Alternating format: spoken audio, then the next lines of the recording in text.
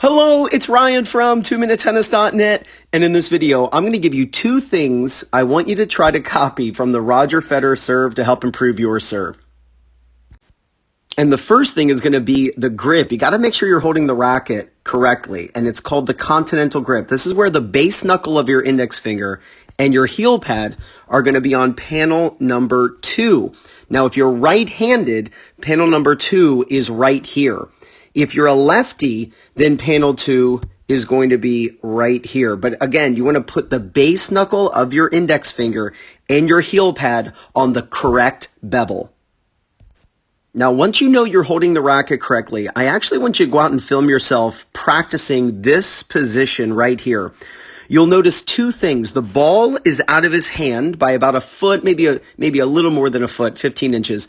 But I want you to notice that he has his strings pointing down. This is such an important position to get into.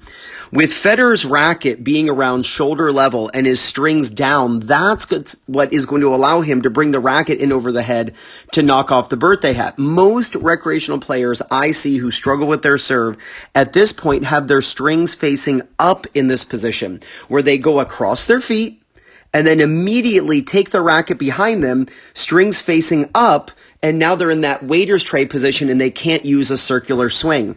Instead of your racket behind you with your strings facing up, you want the racket more on the chest side of your body with your strings down.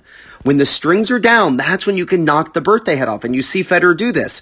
He then brings the racket in over his head, knocking the birthday hat off. You can see this circular motion. Watch the circular motion that he uses. You want that circular motion in your racket path to be able to hit the ball extremely well. Now, we could talk about Federer's serve for an hour, but let's just get these two things. Hold the racket with the continental grip, and after you toss the ball, you can see his arms are coming up at the same time, right?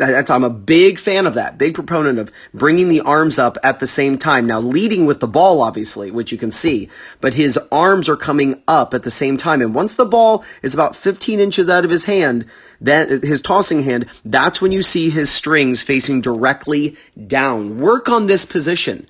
When you work on this position, it's going to give you the chance to use the proper service motion and throwing motion. You do this, there's no doubt. You're going to gain confidence, win more matches, and play much better tennis.